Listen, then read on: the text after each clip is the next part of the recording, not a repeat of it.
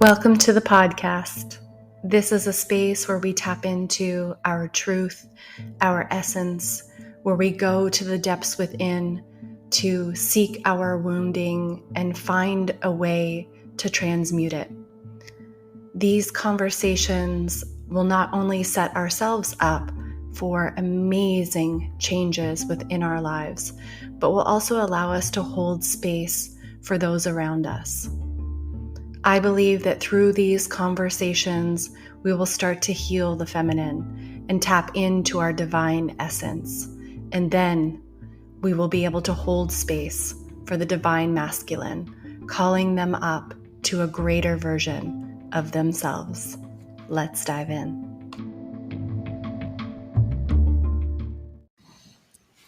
Hello, gorgeous humans. I am here with you today for another juicy conversation. We're gonna get right down to business today.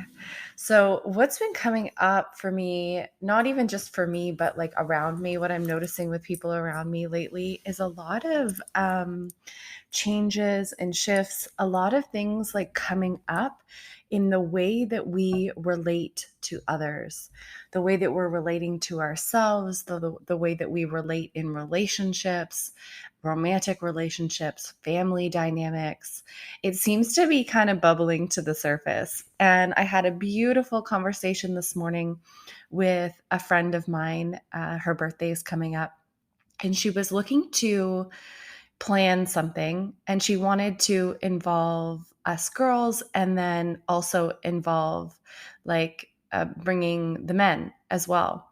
But she wasn't really sure what her partner planned. And so I just mentioned to her, based on his human design, that he probably hasn't planned much. He's probably a little more moment to moment. He is probably likely the one that gets invited to other things and just says yes. And just reminded her that it's not really a response of how he feels about her. It's just not his effortless way of being. And I mean, this is one of the reasons why I absolutely love working with human design, working with other people individually, as couples, in a family dynamic, with parents and their children, because it just creates so much understanding about how we operate and how others operate in the world, and sort of takes not the pressure off, but it's just one way where we can understand and have compassion for it's not about me. And so, sometimes we assume that we all have this lens, right? We all have this way of operating in the world based on our own experiences, our upbringing, society, our own energy blueprint, our own human design.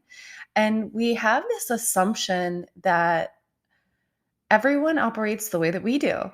That's our default assumption. When we really think about it, we often think about how other people respond to us or how other people relate to us based on how we would relate to them. So for example, say it's a friendship dynamic and something's going on in the friendship, or one person's talking or one person's not talking. If you're somebody that in relationship, you have a collaborative definition, you're somebody that in relationship really likes a lot of connection, likes being around people, you might come from this viewpoint that, your friend doesn't really like you, or it's not the friendship that you thought it was, or something is wrong. But they could have an independent definition.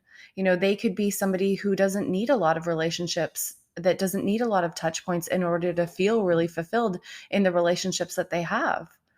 We all kind of come from this perspective. In that friendship example, it's well, if she cared about me, she would ... Insert whatever it is that you would do in that instance for the friend. But that's not actually the reality. When we look at that, there's a lot of projection there. If I was to say, if she loved me, then she would ... call me more often. It's is that actually truth for the other person? And if you're friends with me, it's not. I can literally go days, weeks, even months. I have some people that I would genuinely call friends, like not acquaintances, but friends that I could lean on for anything. And like that have been there for me in really tough times, in times that have felt like crisis, that I don't speak to every month. But when we reconnect, it's like both of us know and understand that that has nothing to do with the self or the relationship or how much we love each other. It just is. And so, can we really reframe for ourselves when we're in interactions with other people that maybe the things that we are feeling are more of a reflection of how we like to be in the world, but not really about how they are in the world? You know, I see this a lot with romantic relationships as well. Like, well, if he cared about me, he would, again, dot dot dot, plan something for my birthday, do a dinner, take me out, buy me flowers. We often want people to love us the way that we effortlessly love, but it is not necessarily their default mode. It's not necessarily the way that they think. It's not necessarily how they operate. This one particular friend is a generator, likes to have lots of plans, very scheduled, has like their schedule planned out for the rest of the year. And her partner's a manifesting generator, and he loves freedom and flow and to go with the flow. And he's not big in planning too far in advance or having all the nitty gritty details planned out. It actually feels very restricting, pulls all of the energy out of the relationship. And so it's like, fine, can we make sure that we're not making something mean something that's not even there? In the example of this relationship, it's like him not planning has nothing to do with how much he loves her. It's not his effortless way of being. Just like it's not her effortless way of being spontaneous and in the moment and not having plans. But either of those things aren't wrong or bad, and we don't need to like make that mean anything either. It's like, can we just understand? Can we create understanding around what is and try and find ways to work with it? Having compassion for the other person, laughing at ourselves, noticing where we get so caught up in how we think people should show up, in the expectations that we create in relationship. It's really interesting to me because what I keep noticing more and more is that what we really crave as individuals is our own way of being. We come from this lens, we are very egotistical as humans. We come from this lens of like assuming that other people operate the way that we do, that think and act and feel the way that we do, and so they should be the way that we are in the world. And if they're not, then there's something wrong with them or me, them or us. And it's like, that's not true. Like our effortlessness, the way that we love others, we do it from overflow. We do it in a way that feels really good to us. We do it in a way that we think other people want to be loved. But when we really break it down, it's the way that we want to be loved. It's our effortlessness. It's our medicine. And then we try and create that or assume or project that onto other people, assuming that they can love us exactly the way that we love other people. But that is not their effortlessness. That is not that's not their sweet spot. And I'm sure you've even experienced in your own relationships, where you've loved or done something for somebody and they don't seem very appreciative. And it's not that they don't love you or appreciate you. It's just not the way that they want to be loved. Not everyone wants to have things done for them. Some people want, a hug. Some people want gifts. Some people want quality time together. But we tend to give where we live in our own effortlessness. And my offering to you today is just remembering that everyone's effortlessness is not necessarily the same.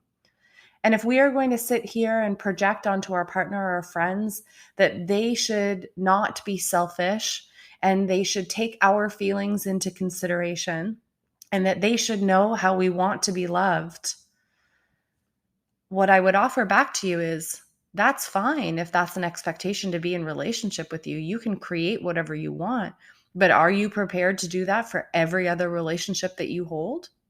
If that is the standard you are setting in your life, are you now going to become the one that considers everyone else exactly what they need, meeting their needs? And if you feel like you already do that, and the story that you often hear yourself telling is, I always do things for everyone else and no one ever does for me, can we tap into whether or not that giving is actually from a place of excitement and overflow and effortlessness? Or is it actually attached to people pleasing, needing to feel worthy in relationships and showing up in a way that you think will allow you to keep the relationship? Because sometimes we put effort and energy into things that we think will translate into something else in relationship, or we love people the way that we want to be loved. And when we really start to understand what it is that they need, that's not even landing for them because their needs are completely different. So, where can we hold this understanding? Where can we create a little bit more space in our lives? Where can we start to learn ourselves a little bit more on what it is that we need so that we can ask for it? What's our human design? What's our blueprint? What actually feels really good for us? If we could ask for exactly what it is that we wanted, exactly what it is that we liked, exactly what it is that we needed, what would that be? What's it like to be in relationship with ourselves? How can we give that to ourselves and start to understand the nuances of what it is that we really want in this world, what it is that we really want in relationship, what feels good, what feels restricting, what feels like overflow? How can we relate to self? How can we start to understand the mapping and the nuances of the people around us and create space and compassion for them to explore themselves, to feel into what it is that they need, and work on our own emotional intelligence to hold the fact that that might not be a match, and have the awareness and understanding that that doesn't necessarily mean what we make it mean internally, because our feelings and our projections can feel so fucking real in our body. We can create this story and this narrative of exactly, what's happening, but it's based on the assumption from the beginning that that person would show up exactly the way that you show up, that that person would feel, think, and believe and do in a way that you would do. And rarely is that true. Mm. I feel like that was a lot. There's a lot in there to unpack, undo, reconsider. My invitation for you today, as always, would be to re-listen to this, take into consideration where you feel this in your life. What is your medicine? What is the way that you give love in the world? Why do you give love in that way? Is it your effortlessness? Is it a protection mechanism? Is it a trauma response? Is it a I need to do this or I won't have relationships? Is it anchored in not feeling worthy? What feels really good for you? And where might you be creating expectations in other relationships or assuming that they're going to show up exactly the way that you do? And where can we release some of that? Maybe have a little fun, have a little play, laugh at ourselves, and just notice what is without trying to attach any meaning to it. This is the big work. I love you. I will see you soon. Always more to come. Take care. This episode is brought to you by the Sisterhood Dinner Series. The Sisterhood Dinner Series is an event for entrepreneurial women looking for heart-led leadership, like-minded souls where they can come together and share their experiences. Each dinner has a theme, and this April's theme is confidence. What does confidence actually mean? What does it take to be confident or to know who it is that you are? We are going to dive into all of this and more at the next Sisterhood Dinner on April 12th. If you'd like to join us, the link is in the show notes. We'll see you soon.